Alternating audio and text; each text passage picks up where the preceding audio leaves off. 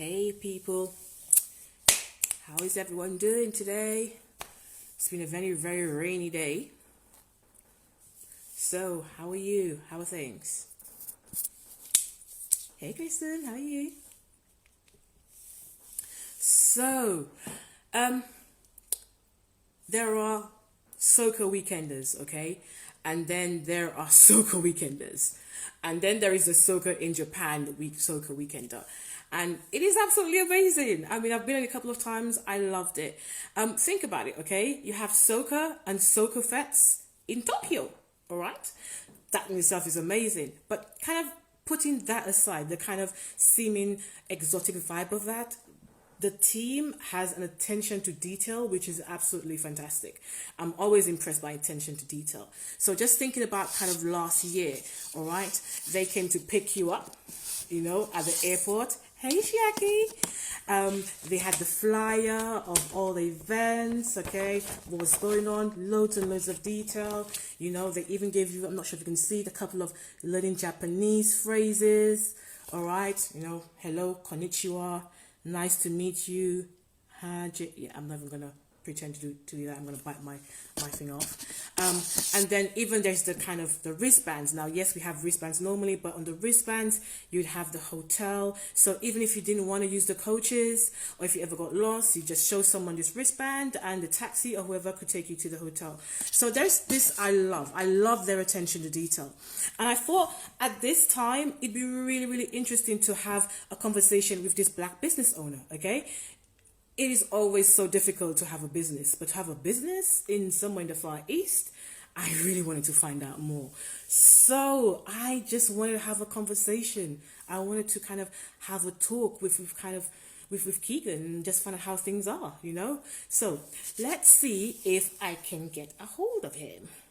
Keegon, are you on yours or are you kind of on Soca in Japan? Let's see. I'm hoping that works. Keegon. Okay. Hey. Hey, can you hear me? I can hear you, but I can't see you. What's going on? I'm not sure. It froze here. It froze? Let me see. Yeah, it's doing something, but I can't actually see you. Damn. Let me try this again. All right then. How about you request, yeah? So, and we had the same kind of problem with your Caribbean towards the end of it last night, really. So let's see what's going on. Shall we try again? Let's try again. Add. So whilst we waited, Japan. Oh, yeah, it's still darkness. What's going on? Okay. Do you want to try your thingy, or would you prefer Soca in Japan? Okay, hold on here. Or how about you request to join me and let's see if that works. Okay. Yeah? Okay. Let's do this. So yeah. If you've never been to Japan, I can totally recommend it. Now, it might be a bit more difficult now in kind of COVID or post-COVID. Let's see if that works. I can so recommend it. I love that place. I really love that place. I think from the time I was young, and I used to watch all those cartoons. I don't know why it keeps freezing. I know it's free. Like it's super free. Let me try a different phone here. Okay, you do that. Oh, do you want to use my phone? Hi. Oh. Okay, yeah, it's definitely freezing. I can see you. Hey, Tree Cindy, how are you? Hey, Debs. Okay. How are you? We're having a couple of technical difficulties. We can hear Keegan, but we can't actually see him. Or we can see him, but he's actually frozen. So we're going to see what we can do that way. So you're going to try again? Oh, okay. Don't know what's happening there, but let's see what happens. So Debs, I remember when we first went on the Soca in Japan tour. That was in 2017, and that was pretty organic, you know. So we took the train, we went to Kochi, had a carnival there. We were on stage with Marshall, the carnival, and everything. No, This water is different. and Okay, let me. hello, Keegan, what's up?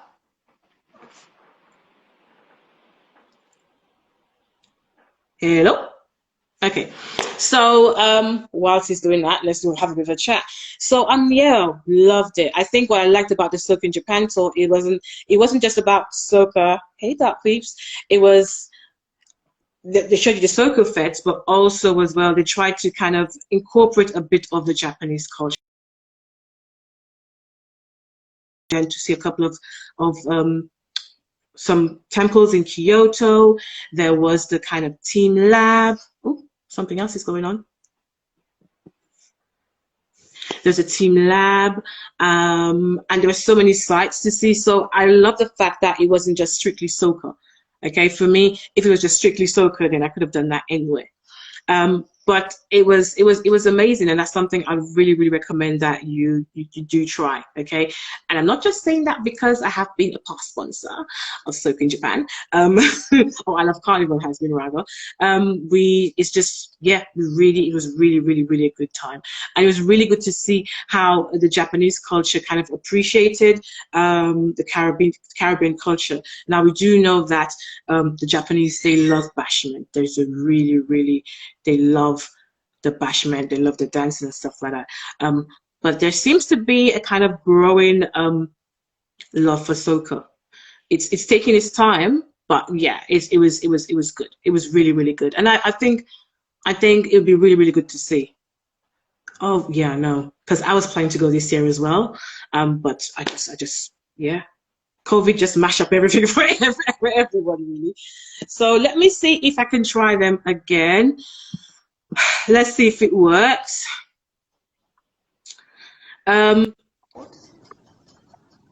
Still nothing. Hello?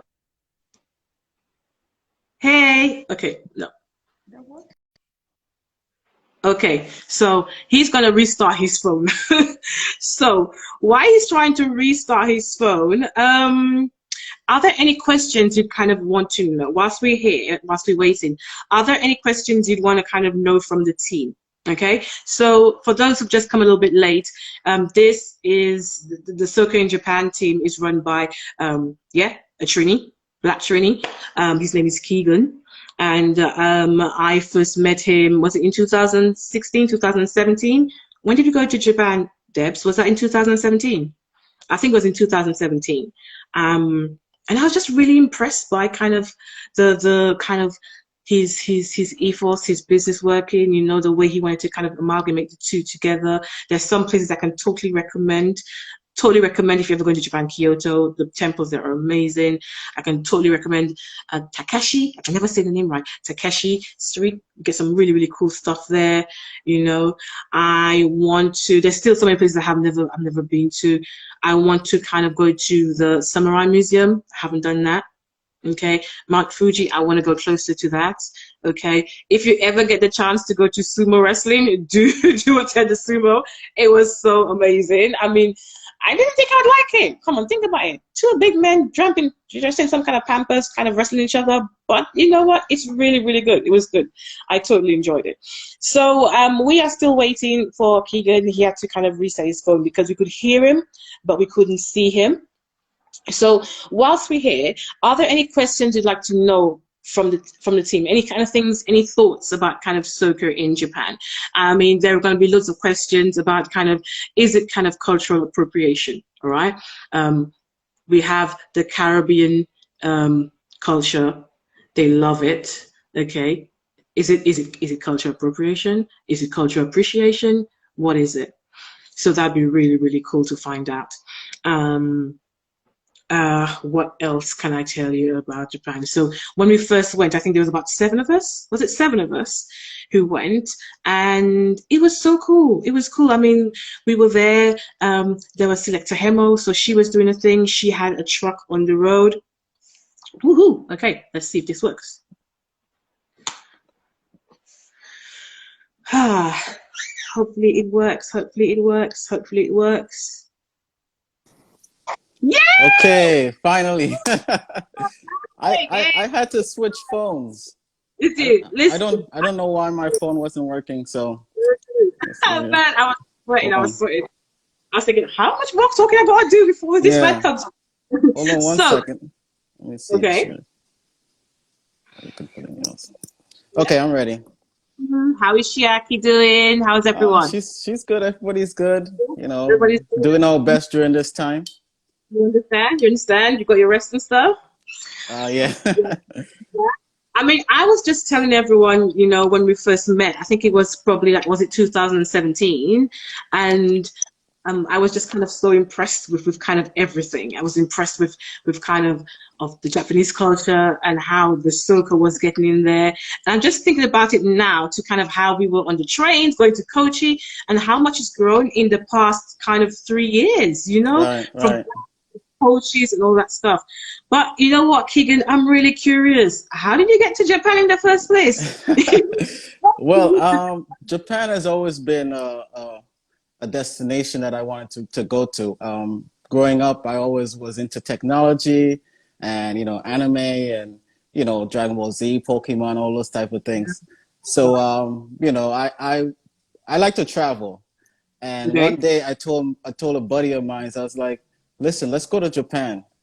And we just basically committed to it and jumped on a plane and went, you know, Okay. and it was no looking back ever since. I mean, it's just been an amazing experience. But how did you move from just jumping to a plane to actually having this brand, this successful brand? How did that work? So this story is quite long. Give us a So pleasure. We went for an hour. so right. So after going to Japan, I attended a party by Marie Torchacha, and I basically documented the experience there. And then I also attended a festival called Yosokoi by Selector Hemo, and I documented that as well. And I basically made a quick video to show my friends on Facebook, you know, and for whatever reason, people just loved it and it just went viral. You know, it had over 1 million views within like a week. Right. And the title of that video was Soca in Japan. You know, so Right. it was just fun. But because of that, everyone started messaging me because I posted the video. And I was like, why is all these people messaging me? I'm trying to redirect them to, Yeah. you know, Marie or Selector Hemo, because, you know, and they just insisted on continuing to message me. Yeah. That would be me And, as well. and I said, okay, so I'm just going to set up this website and this Instagram account, Facebook account, and post the information so people can get it. And then, you know, because there's really no English information available. Right. And it just started from there. And then I think the second year I attended, well, the second year I started planning, I wanted Caribbean people to attend because apparently I was the first Caribbean person to attend this festival, this Japanese festival. And I said, I wanted, you know, I want my people to experience this. And I set up, you know, I created like a travel a tour package, you know, and it was just out of fun, me having fun. I wanted people to enjoy with me. It wasn't no business or anything. And I think I brought maybe 6 people the following year. That was And us. yeah.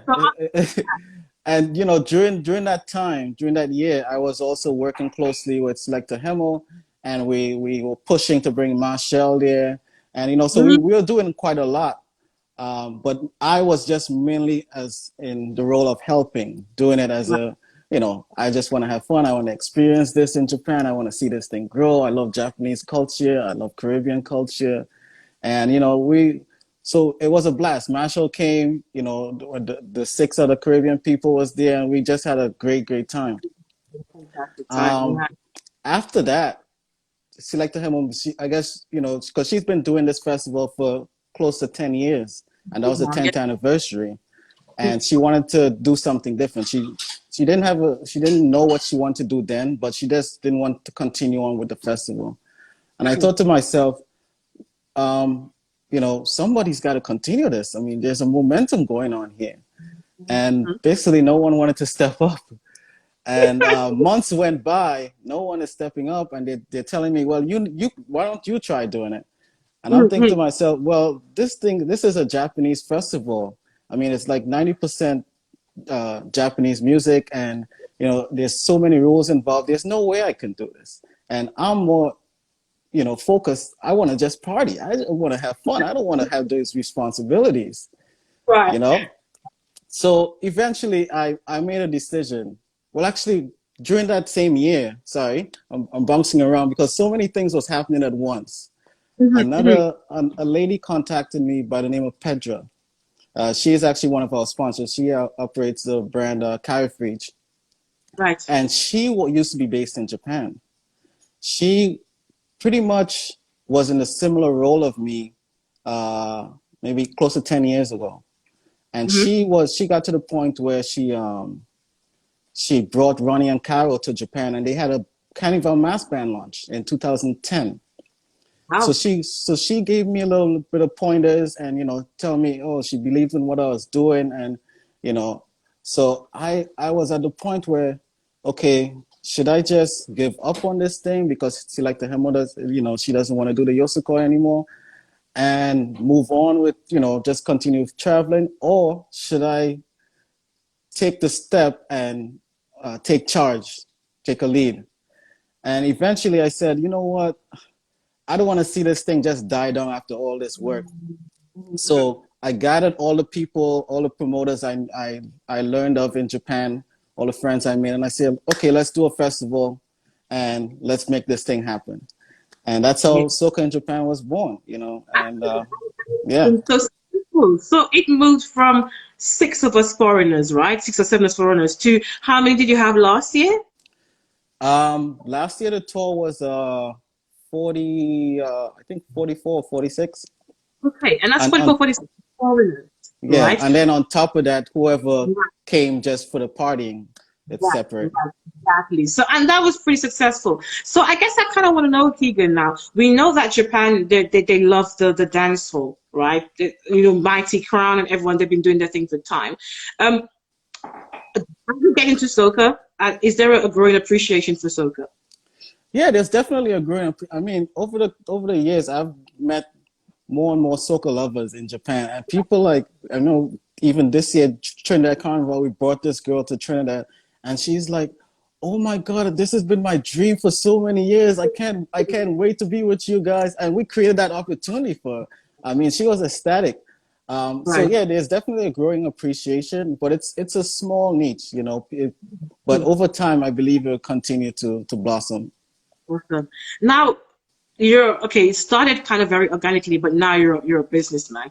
What are the differences between kind of promoting, kind of say like in Trinidad or in the Caribbean versus promoting in Japan? Because I mean, from my kind of very, very kind of layman's impression, there are loads of rules and loads of customs and everything else. So was that a bit of a difficulty for you? Yeah, so like I said, I wasn't, prior to all this, I wasn't a promoter. I'm just like the consumer, partying, drinking, you know. And but I could kind of sense what promoters do, you know, in the Caribbean, in the US, what they go through, versus in Japan, where there's a lot of rules, there's a lot of customs, the culture is also different. So you have to be able to embrace that culture. I think you really can't just come in and say, oh, I just want to throw a party, without understanding the culture, because you're going to go into a lot of hurdles, and you're going to be frustrated. You're going to be, oh, you can't do this, you can't do that. Well, how do these people have fun? But once you know the culture and how to navigate through it, you're going to, you're going to have a successful event. So what were the differences in culture for you? What were the main kind of hurdles, the things you had to learn, things you can't do in Japan versus you can do in the Caribbean? So Japanese people are very, they're conservative. We're Caribbean people, we like to express ourselves. You know, you might see somebody shaking the booty or whatnot. In Japan, you know, yes, they might do that, but it's more privately. You know, they don't want to be like on blast like that. You know, also, you have to be respectful to others. You know, Japanese culture, they always think, how would the other person feel? So it's for an outside venue, an outside event. It's almost impossible to find because of the loud music. It's going to disturb the neighbors, it's going to disturb people around you. Um, so, for example, our Juve, I mean, That was I pretty. found, yeah, it was amazing. It was the first Juve in Japan.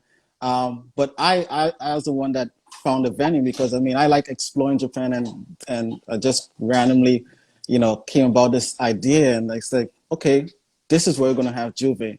Um, but at the same time, even though it was like a secluded area, we had to do some interesting, like my partner Isabel, one of the directors, it was like maybe 9 o'clock at night. We were going to the grocery store to pick up chocolates, not chocolates, fruits.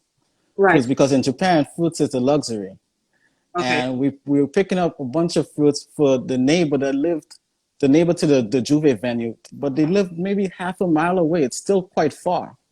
But Right. because there's that small chance of them having, hearing that sound and disturbing them, we bought fruits for them, pitch black at night, and knocking on their door and giving them fruits. I mean, they weren't home at the time. We just kind of like left it there and, and wrote a little nice note. Sorry, we're going to have a party, at this date. But here's a nice little gesture. Please, we're just trying to have fun, whatnot. So, there's little things that you have to like go through to make things happen. And just kind of thinking about you, what was your one learning thing, the one thing you had to learn the fastest and the quickest? Well, I think, okay. well, I mean, so Japanese, they're very they're on time a lot, right? They like things to be done in a certain time frame. You can't be late and things like that. But Japanese that's into Caribbean culture, you find them more like Caribbean people. So they might operate a Caribbean time. And so sometimes you have to like make a little adjustment. A lot of times they make fun of me that, I'm rushing too much because I'm more on time, and I have to like sometimes push along my team members because they're kind of operating on Caribbean time. So it's some things that you have to like quickly learn and adjust to.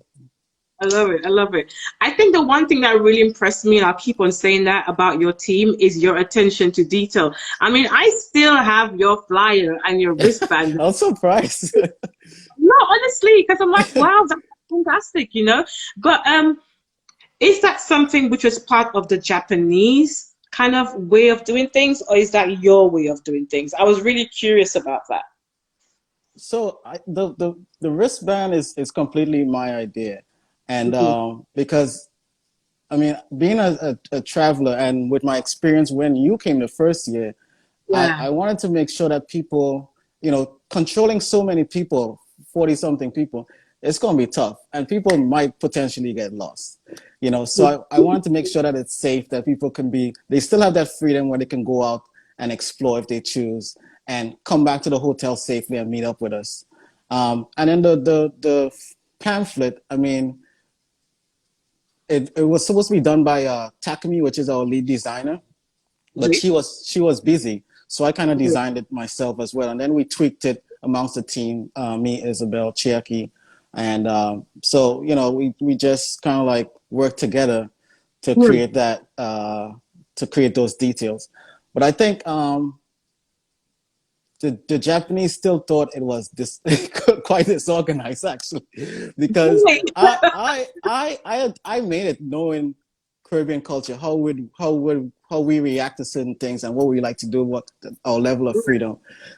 Where Japanese they might want all these different structure, and I said, well, if you create too much structure, then it might kind of get boring. It's too many rules, and it takes away the freedom.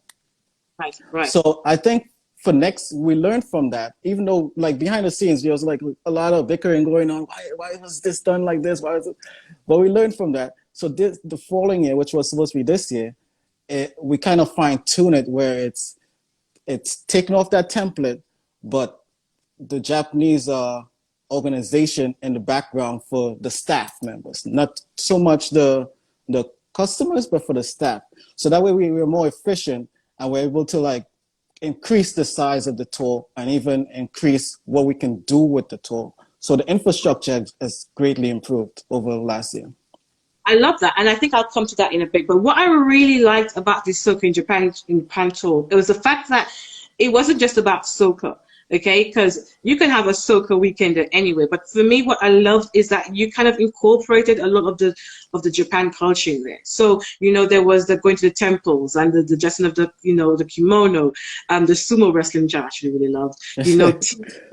All of those things. Was that kind of a kind of concerted effort you had to really think about? You kind of pushed for doing that, or was that something which you guys just say, okay, let's just do it? Is that something you're quite conscious of, kind of really incorporating Japan into the Soca weekend? Well, I think if you're coming all the way to Japan, you're traveling 16 to 24 hours and you're coming just to party, that to me, you can party anywhere. If you're traveling so far, you want to experience the culture. And me, I'm passionate about Japanese culture, so I want to show people what I'm passionate about. And our Japanese counterpart, my Japanese teammates, they're also passionate about their culture, so they want to show people what their culture is about. Not just, oh, we love soca, but this is who we are, and we love your culture. Hopefully, you love our culture too, and we can kind of share that cultural exchange.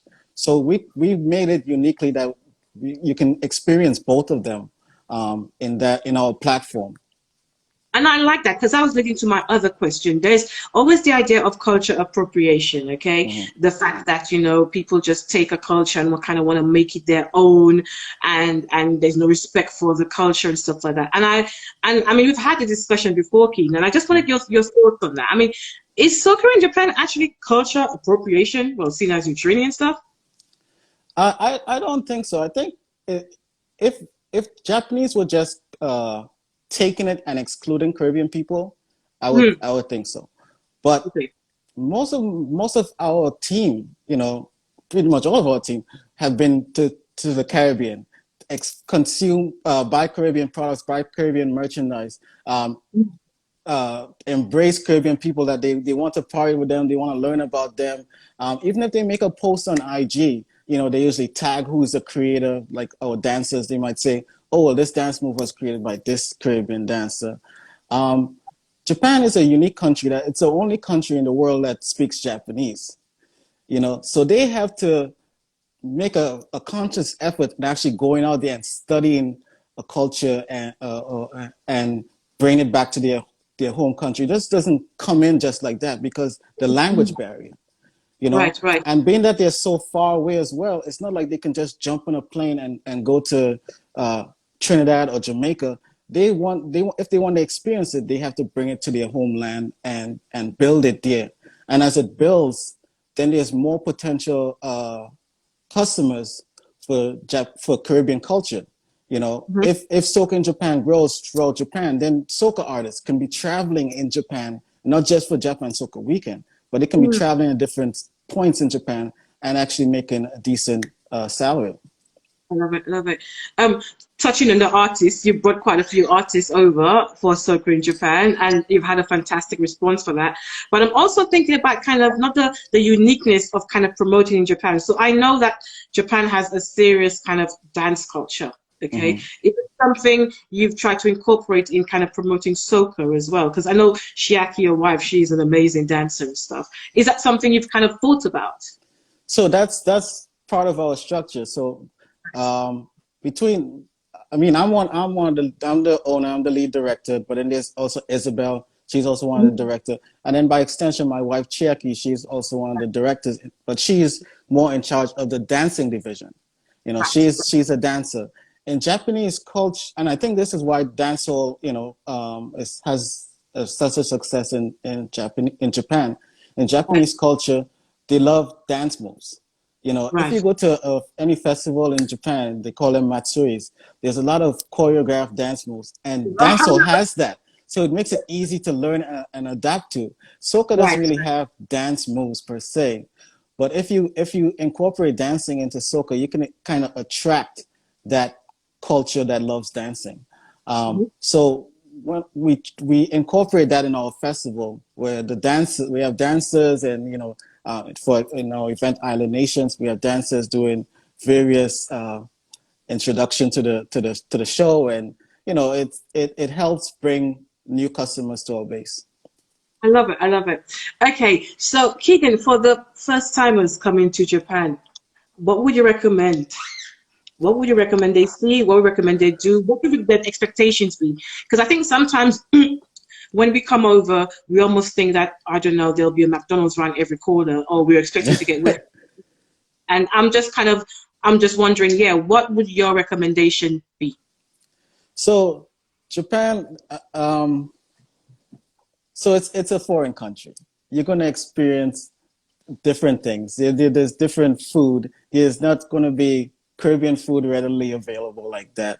I mean, there's going to be the usual, like McDonald's and those are like huge franchise that's all over the world. But if you want soul food all every day, you're not gonna get that. You're gonna get Japanese food. You're gonna get there's gonna be Italian restaurants and things like that. So you have to be open-minded. Don't travel all the way to Japan and say you want the same thing you've been eating for breakfast, lunch, and dinner. You're gonna be upset. So you have to be open-minded. Another thing is Japan is a cash country. Walk with cash. They don't. A lot of places don't accept credit cards and Cash App and all those kind of things. Okay. But since the coronavirus, that has kind of been changing. There's a spike in now digital transactions because people don't want to be touching money, and so that might slowly change. But the culture is generally a cash culture. You have to all the mama papa shop, they mostly accept cash. Okay. If you're going to Japan, also, like our tour is set up, people could see what they're going to do on the website, but I discourage them from like researching in depth because it's going to ruin the experience. Japan is a very tourist country, and you could find like all the details of all the tourist spots online. But then if you look up all the information and you get there, you might be like, oh well, I already experienced it. So if you could choose to like just read the highlight, read little snippets, and then say, okay, I'm going to do this or do that. Or you could just go to Japan and don't have no kind of plan and just explore, get lost. You said the place I would highly recommend. There's no places in Japan that I can say, oh, it's that's not touristy. I mean, go there, it's not touristy. My best experience in Japan is actually just going out in like countryside, exploring, getting lost, having these amazing stories. I remember I went down to Ibusuki, which is like South Japan, and we were trying to get to this like hot spring. It was me and my buddy, and no one knew how to get there, and the Google Maps wasn't working. And I was trying to I stopped a taxi driver and I showed him a picture, and he's like, yeah, I know how to get there. And his English was absolutely terrible. He was speaking English, Spanish, and Japanese in one sentence. And somehow, by doing that, the communication was clear. And he would always say his name. He's always saying, yeah, I'm gonna give good service.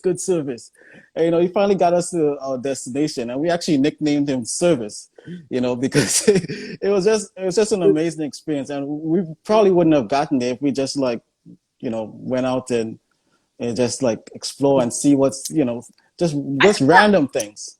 That's so true. Because I mean, I took the train by myself, and yeah, I got lost. But people are really, really helpful, and you just learn. Way. They're really, really helpful.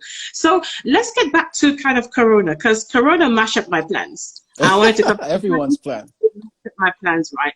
But Soca in Japan is still going ahead, right? But is it going ahead in a different kind of way?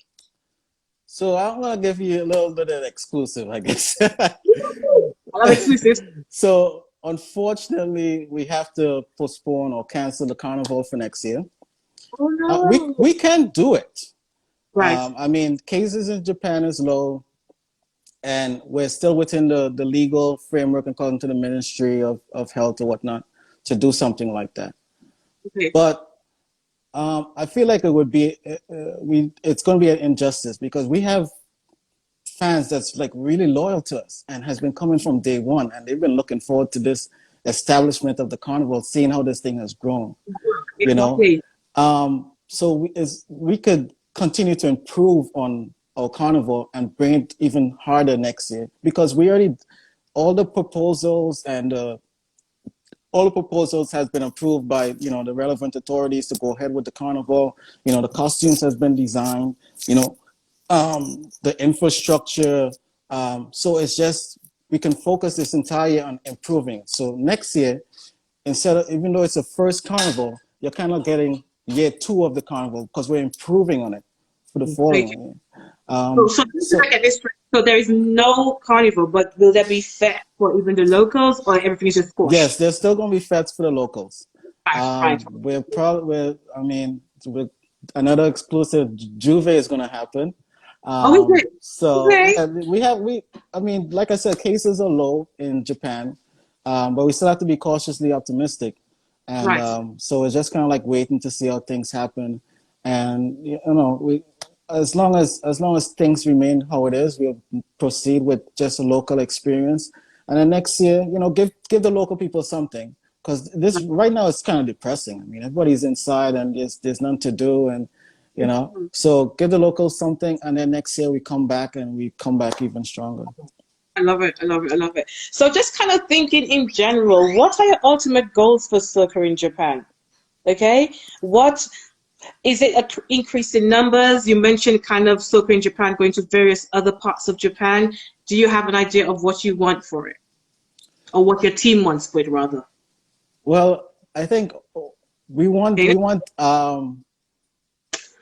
to create opportunities for both Japanese people and Caribbean people. Right. People say the Japanese people, we want the community to grow, because if there's no incentive, whether it's the artist or the DJ, then the community won't grow. So we want to support the local community so they can grow. We got artists like Angie and Mickey Rich, Moet, the DJs, Daiki, Rudy, Buster, So we want that to continue growing. And then, so as that grows, then there's going to be opportunities for Caribbean people to come into Japan and make a salary, because there's going to be a demand for soca music. There's going to be more demand for the culture. And then on top of that, we want to do, we're into philanthropy where we want to support people in some way or form.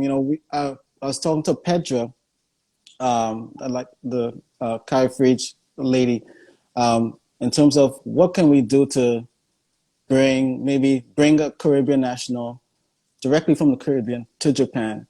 We're thinking about, okay, there's a school in Yui, there's a class in Yui, a Japanese school. If you're taking Japanese in Yui in the university, that means you're interested in Japanese culture. You may not be able to come to Japan because of financial reasons or whatnot, but you have a strong interest. And why not support them in some way that we can potentially bring them to Japan with some sponsorships, and they can experience Japanese culture for that weekend. They have a great time. They go back home and they're rewarded for what they're into, for their success in Yui or whatnot. So we're pushing for those. Isabel, the other director, she has even more ambitious ideas, which I can't even discuss because she told me keep a secret. But so I totally support. I support her. We support each other. And we really want to do a good service for what we're doing, not just throwing parties and on an annual basis. We want it to be a year-round thing, but the grand finale is obviously for Japan Soca Weekend. But it's a year-round support where things are growing, and then both the Caribbean and the Japanese community could support from this growth. I love it. Fantastic. I love it. I guess I'm going to kind of almost go back on myself because I've noticed there's a growing interest in what you're doing. I mean, loads and loads of people, they're loving it and stuff. And I imagine there are a lot of people who are kind of coming to you and kind of wanting opportunities and stuff. So how have you managed that? Because, you must have been... You mean like people trying to get bookings or? trying to get bookings, Right. trying to liaise with you. It's Right. So that's been tough because it's people think, we do a good job in marketing right. and showing our potential. We invest a lot, in our marketing to show, because if you could have this grand festival in Japan, and if no one is seeing it, then what's the point? It's not going to grow. So we True. have to invest in our marketing and to get the word out. So sometimes people they want to jump on this opportunity and they want X, Y, and Z, and we're like, we can't give you that. This is we're working hard to grow this thing, and we will love to have you, but the position or the opportunity is just not there yet. You just have to wait. You know, um, but as it grows, those opportunities are going to arise. I mean, like I said, this year everything is expanded. We're operating in 4 different prefectures this year, which Yes. prefectures is equivalent to like a state or a province, and they call it in Canada. 4 different prefectures. The tour is operating in 4 different prefectures. Sometimes simultaneously something is going on. So we're able to expand to that size because now we have more. We have more positions available, so we could do more things. Right. So every year we'll continue to grow and bring more people in, but we can't just accept everyone right away. So there's just patience. I understand that. So, kind of finally, as a businessman, because right now you are a businessman, whether you want to accept that or not, okay? What would your advice be for people who kind of want to start a business, probably in Japan or probably in kind of an area which is outside of their culture? Because you took a huge risk. You just Yeah. went.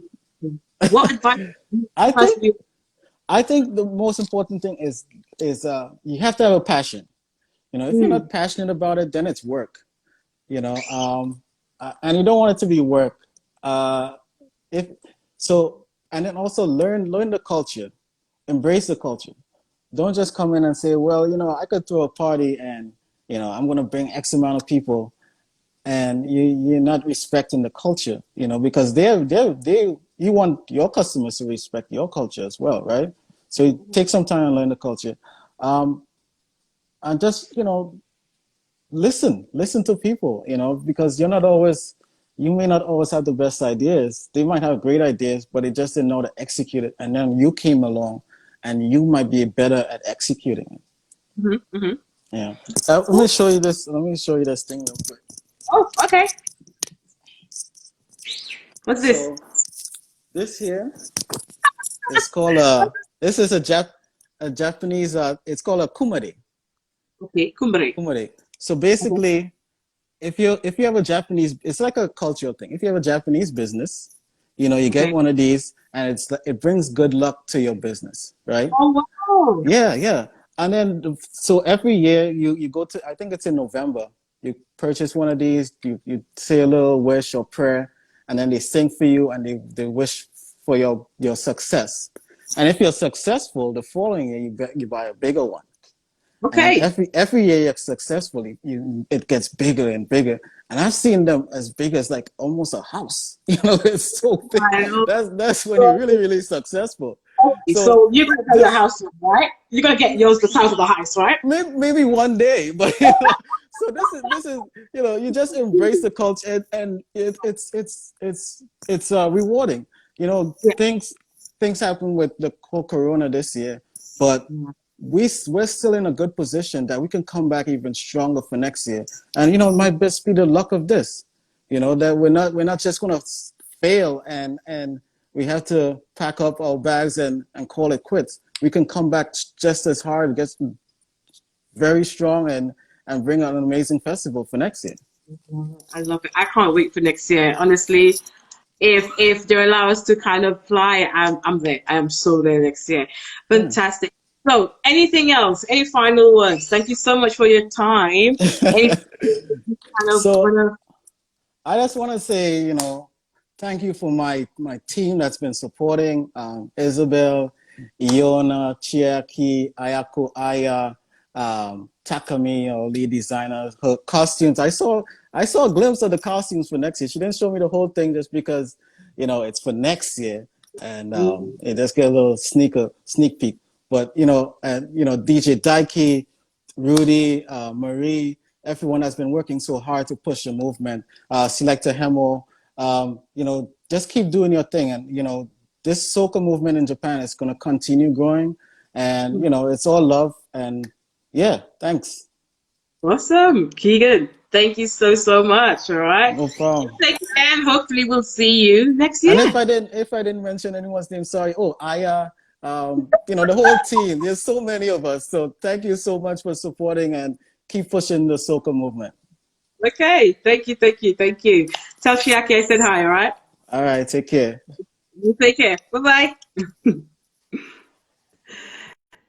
All right, guys. So that was Keegan from Soca in Japan. I hope it was pretty insightful. I hope you learned something. I hope it's kind of inspired you to kind of go to Japan, because yeah, it's an amazing place, and soca in Japan is fantastic. So I would totally recommend it. Okay, so I think we've come to the end of this, and look out for who we're going to be interviewing next week. Okay, oh, you're welcome, Mister. Yeah, we've got someone lined up, and we've got someone lined up for the week after. So I think this is our regular spot now. So yeah, just keep on going. And as well, if there's anyone you're interested in us kind of having a conversation with, please let us know, and we'll try our best to kind of make that happen. All right, guys, have a good evening and have a good week. Take care.